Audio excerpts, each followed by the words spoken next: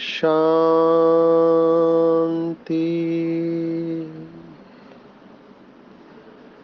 आज 28 दिसंबर 2022 भारत में बुधवार है। Today is 28 December 2022 and it's Wednesday in Bharat. आज की मुरली का जादुई रहस्य स्वयं को प्रेरणा देने के लिए magical secrets of today's Murli for motivating the self. आज की पूरी मुरली अगर हम एक शब्द में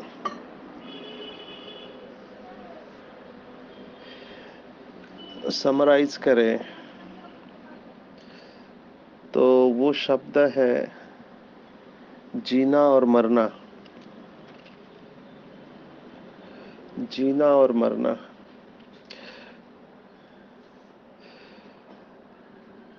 बाबा ने बहुत बार मुरलियों में कहा है, जो भक्ति मार्ग में लोग समझते हैं वैसे नहीं है। बहुत सारे भक्ति की मान्यताएं जो अंधश्रद्धा कैटेगरी में आती है, उसका यथार्थ स्पष्टीकरण बाबा हमको मुरलियों में देते हैं।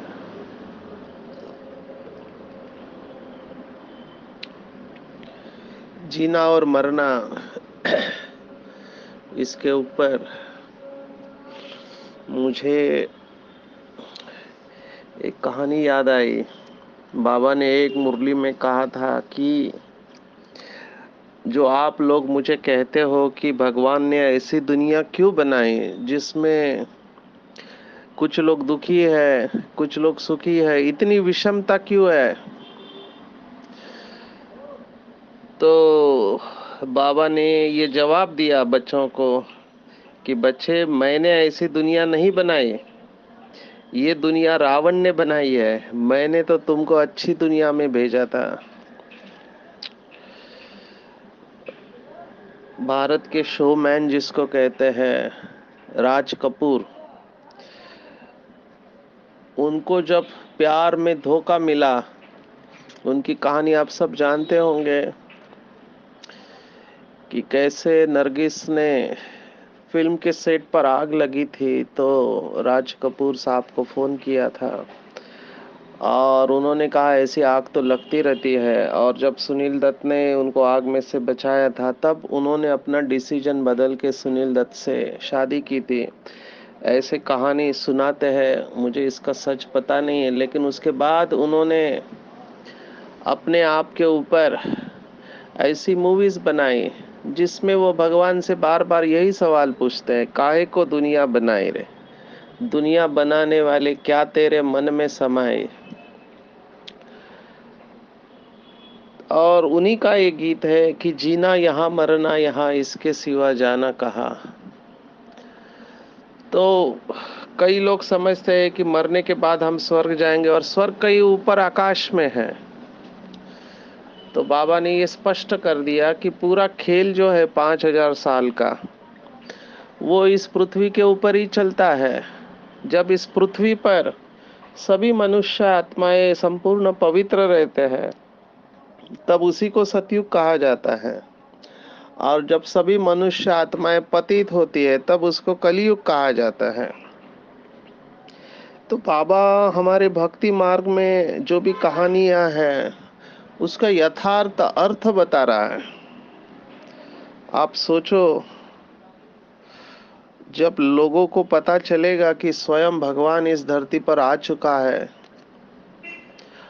और वो हमको इतनी श्रेष्ठ पढ़ाई पढ़ा रहा है, जो श्रीमद् भगवत गीता के 90वें अध्याय में जिसका नाम ही दिया गया है, जो आज भी बाबा ने याद किया, राज विद्या। 90वें अध्याय का नाम है राज विद्या राजगुह्य योग। तो वो राज विद्या स्वयं भगवान मास्टर टीचर ज्ञान का सागर ब्रह्मा के तन द्वारा हमको पढ़ा रहा है। अगर ये दुनिया को पता चले तो भीड़ मच जाएगी, यहाँ पे रोकना मुश्किल हो जाएगा। लेकिन वही बोला है कि सभी यहाँ आएंगे नहीं, अंत में सबको पता चलेगा, लेकिन तब तक बहुत देर हो जाएगी। तो बाबा ने आज जो कहा है जीना और मरना, इसके ऊपर आज की मुरली है। और आध्यात्मिकता का दूसरा नाम है मरना। हमने देखा, उसको कहते हैं जीते जी मरना। आज विशेष सांपों के ऊपर वरदान है। मुझे बात बहुत इंटरेस्टिंग लगी। तो सांपों के ऊपर 3 कहानी भारत के शास्त्रों में आती है। एक्चुअली बहुत सारी कहानी है, लेकिन 3 मुख्य है, 4 मुख्य है कहेंगे। एक तो जो सभी जानते हैं कि विष्णु को हमेशा शेष शैया पर दिखाया है, सभी नागों का राजा शेष नाग कहते हैं। दूसरा, कृष्ण को कालिया मर्दन, कालिया नाग के ऊपर डांस करते दिखाया है। तीसरा, शंकर के गले में सांपों की माला दिखाई है। और चौथा जो है वो बहुत कम लोग जानते हैं, जिन्होंने भागवत सुना है। तो पांडव कुल के अंतिम राजा जो थे, राजा परीक्षित, उनकी कहानी भी सांप के साथ जुड़ी हुई है कि वो घोड़े पे से जा रहे थे बहुत दूर तक शिकार करने, तो थक के एक आश्रम में ऋषि के पास गए। तो ऋषि को पानी के लिए मांगा, तो ऋषि तपस्या में थे, पानी नहीं दिया। इनको गुस्सा आया, तो सा नजदीक एक मरा हुआ सांप पड़ा था, तो उसको उठा के उनके गले में डाल दिया। तब उनका बेटा आया श्रृंगी, उन्होंने देखा तो उसको गुस्सा आया और उसने श्राप दिया परीक्षित को, वो 7 दिन में मर जाएगा। और तभी वो 7 दिन में उसको भागवत की कहानी सुनाई गई है, ऐसा वर्णन आता है। तो उसका नाम है उस सर्प का तक्षक सर्प। तो शेषनाग है, तक्षक सर्प है, या कालिया है, या शंकर के गले की सांप है। तो इसको बहुत अच्छी तरह से बाबा ने आज समझाया है वरदान में कि ये विकार सांपों का प्रतीक है। जैसे सांप माना मौत, ये इक्वेशन दुनिया के दिमाग में बैठा हुआ है कि सांप ने काटा माना मर जाएगा, क्योंकि सांप के अंदर जहर होता है। तो एक साइंटिफिक फैक्ट आपको बता दे कि जहरीले सांप होते हैं, ऐसे नहीं कि नहीं होते हैं, लेकिन ज्यादातर जो होते हैं पानी वाले वगैरह सांप, वो जहरीले नहीं होते हैं। और जहरीले सांपों में भी 2 वैरायटी होती है विशेष, जिससे कि लोग मरते हैं। एक पैरालिसिस से मरते हैं और एक रक्तस्राव से मरते हैं, ब्लीडिंग से मरते हैं, क्योंकि इन दोनों के टॉक्सिन्स अलग अलग होते हैं। क्योंकि स्नेक बाइट वालों को ट्रीट करने का मौका मिला है।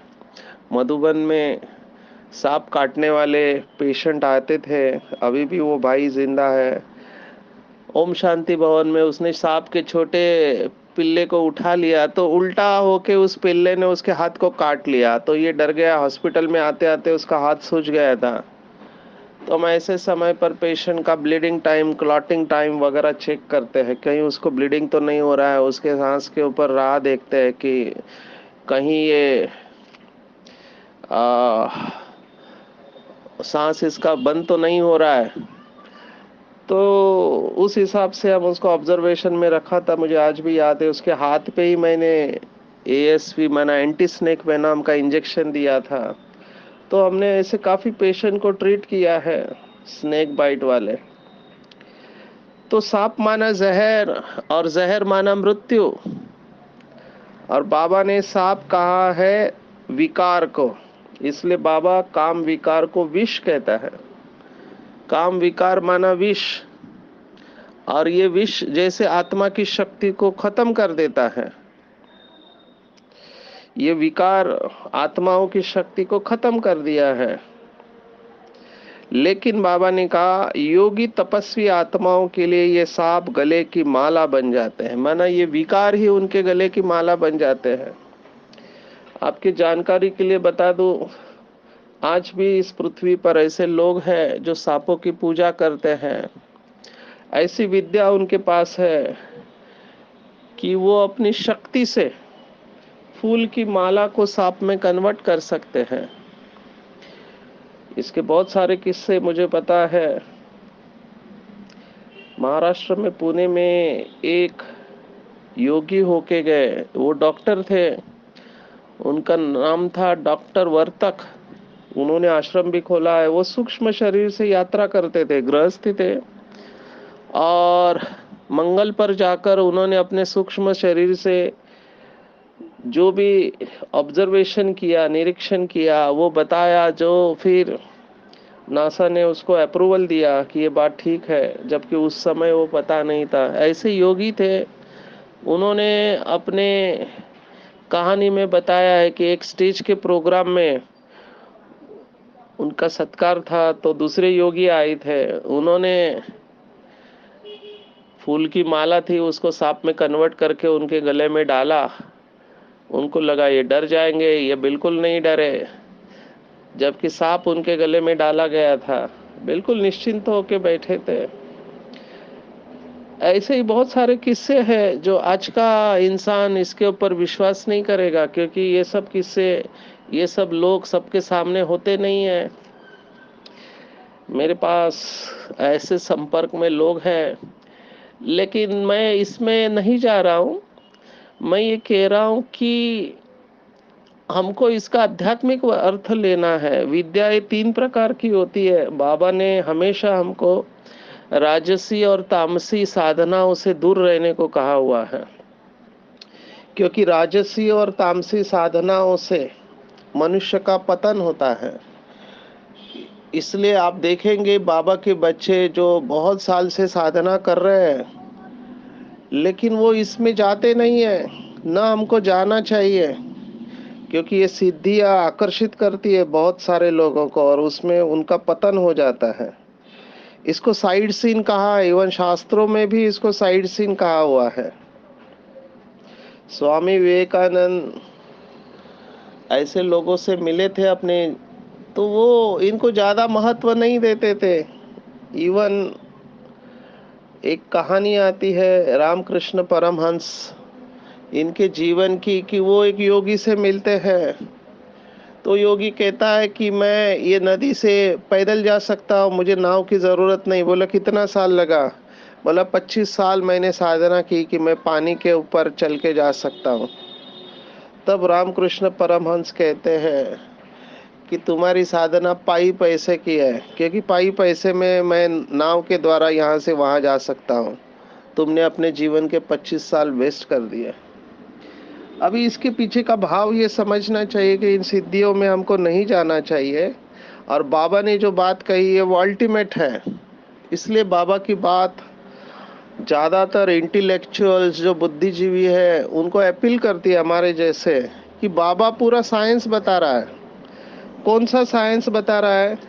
कि बच्चे घर बार छोड़ने की जरूरत नहीं है। घर बार छोड़ने की जरूरत नहीं, ये स्वयं भगवान कह रहा है। वो विधि से जाता है, विधि से सिद्धि मिलेगी तुम बच्चों को। तो भगवान कहता है कि पढ़ाई पढ़ो, and that is the beauty. यही सच्ची सुंदरता है ब्रह्मा कुमारी ईश्वरीय विश्वविद्यालय की, कि कोई भी हो, कोई भी हो, दुनिया के कोने में सभी भगवान के बच्चे हैं और सभी को अधिकार है। जैसे बच्चा पैदा होता है, बाप की प्रॉपर्टी उसको मिलती है, तो बाबा के ही सभी बच्चे हैं, अलग अलग धर्मों में, जाति में है, लेकिन बाबा सबका पिता है। तो वो सबको एक ही बात कहता है कि बच्चे पढ़ेंगे लिखेंगे तो बनेंगे नवाब। पर कौन सी पढ़ाई?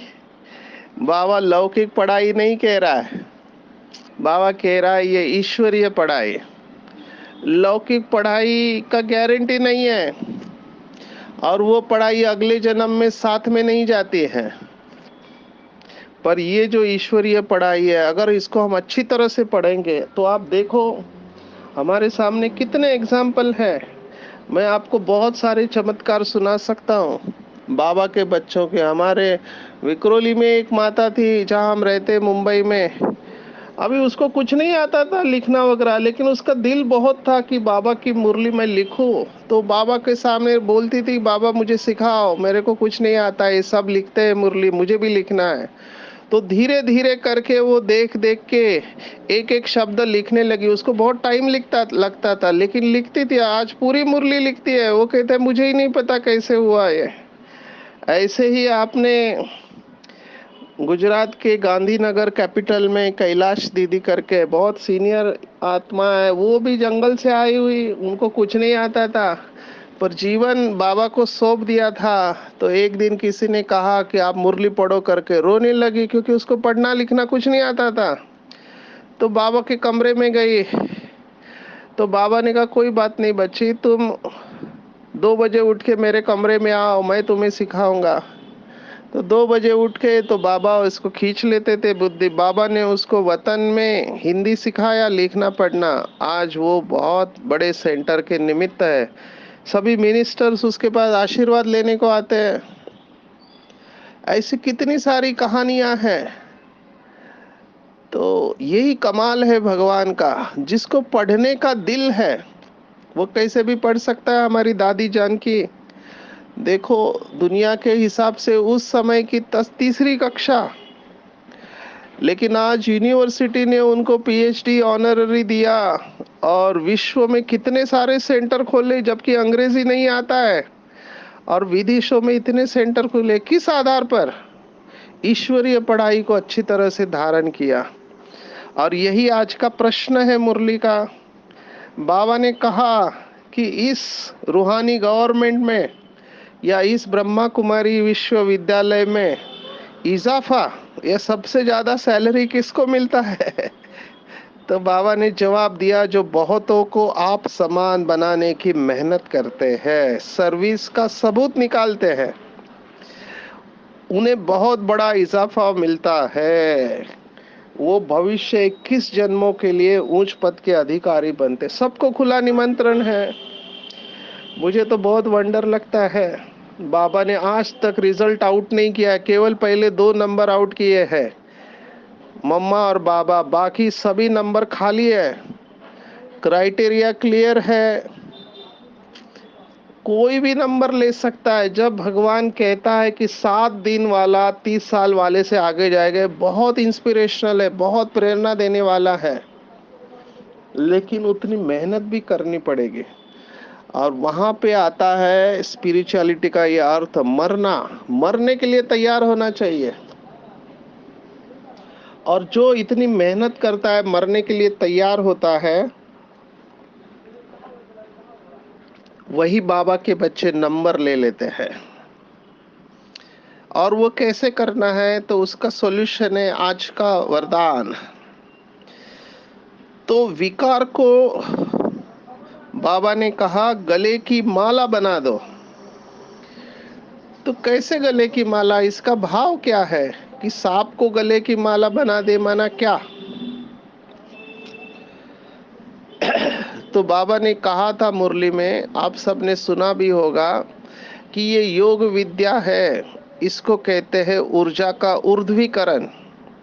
माना विकारों को रूप परिवर्तित कर देता है राजयोग। कैसे?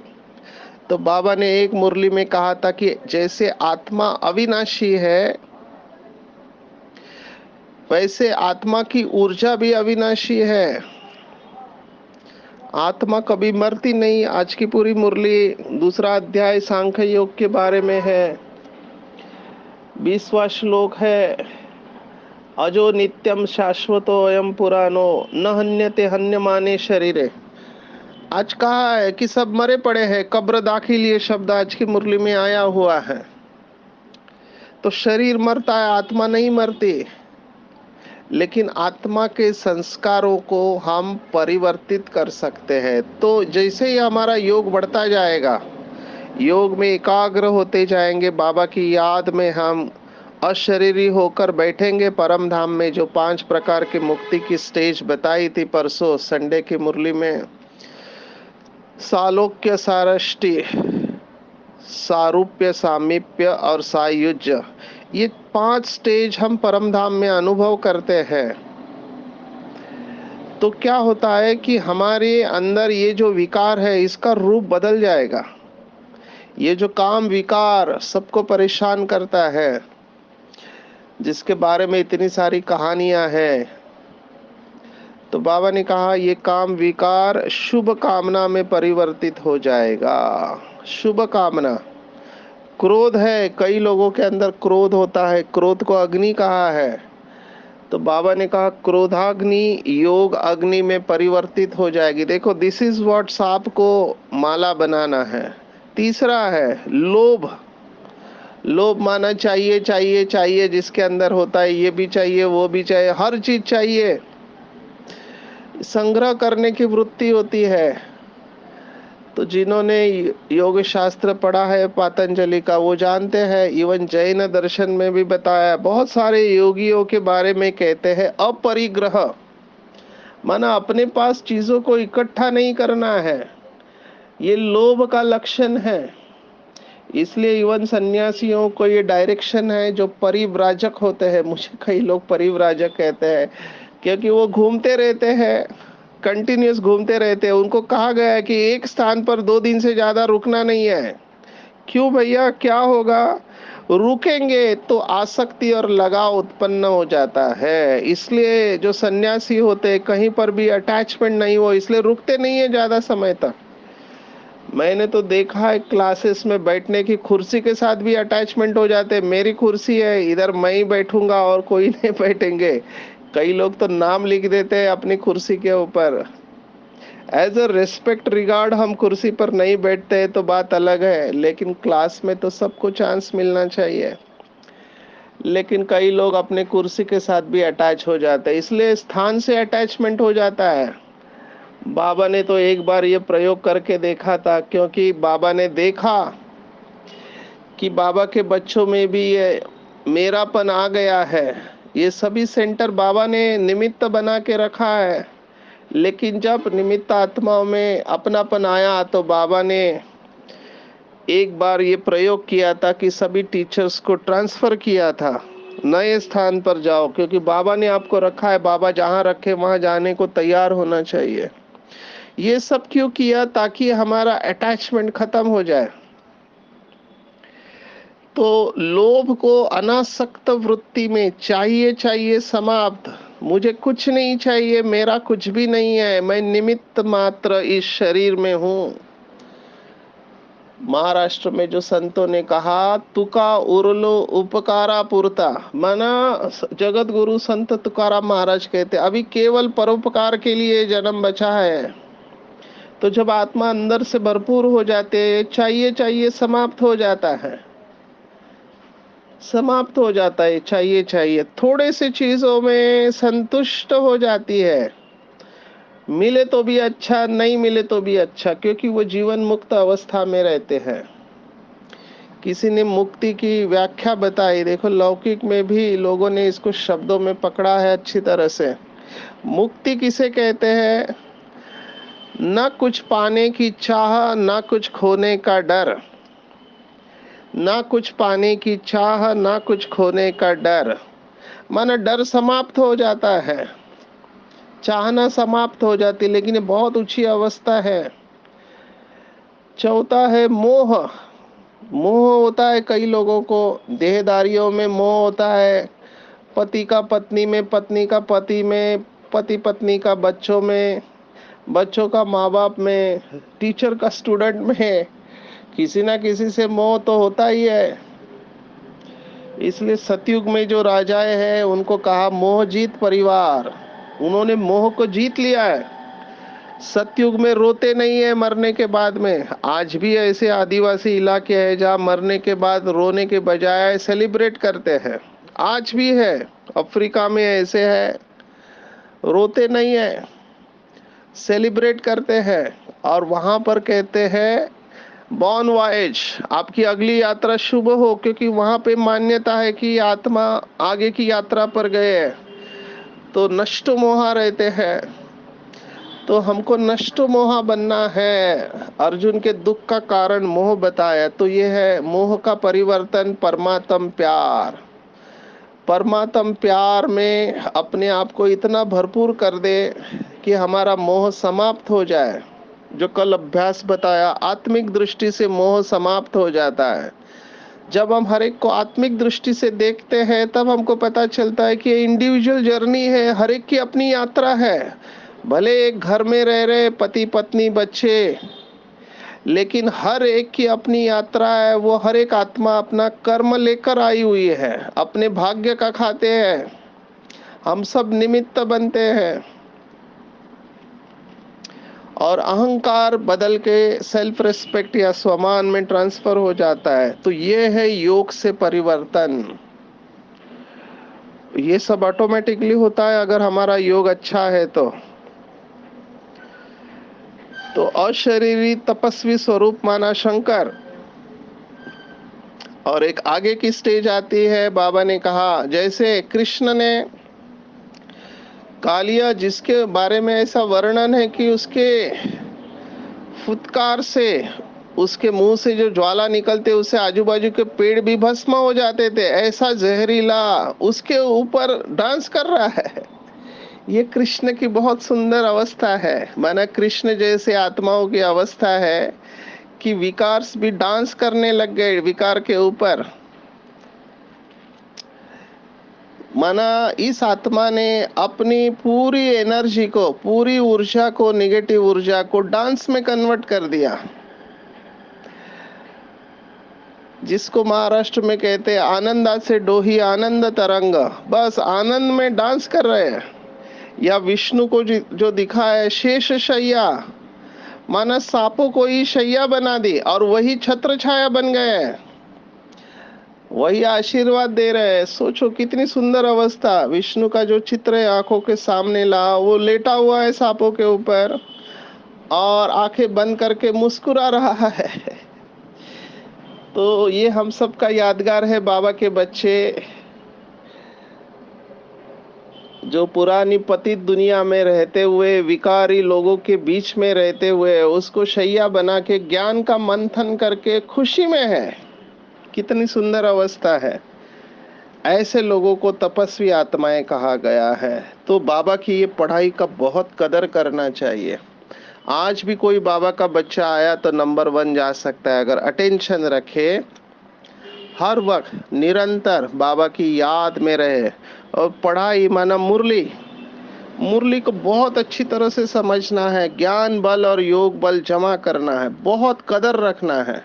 देखो लौकिक के टीचर्स कितनी मेहनत करते हैं अपने बच्चों के ऊपर ताकि उनके संस्कार मोल्ड हो जाए। माँ बाप भी कितना मेहनत करते हैं। यहाँ पे बाप, टीचर और सदगुरु तीनों एक ही है और कितना प्यार से समझाते हैं।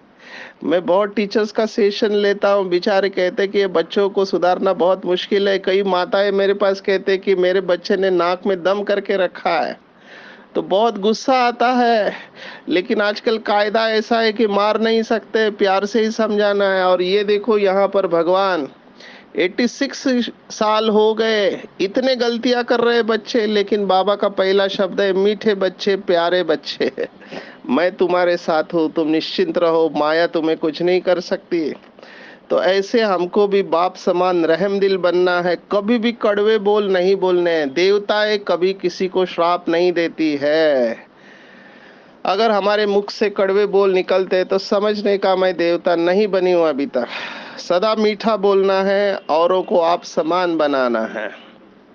बाबा ने एक मुरली में कहा था कि आप कितने साल से ज्ञान में चलते हो, इससे ज्यादा जरूरी है आपने कितनों को आप समान और बाप समान बनाया है।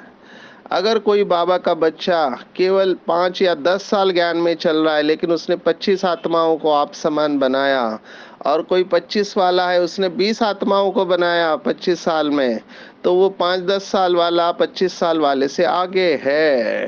तो कभी ये मन में नहीं लाए कि हम पीछे आए हैं।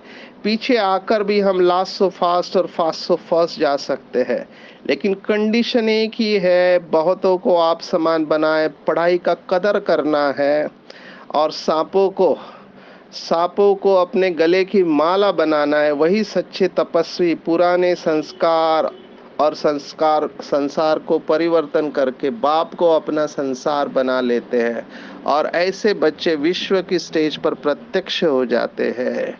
अच्छा, ओम शांति।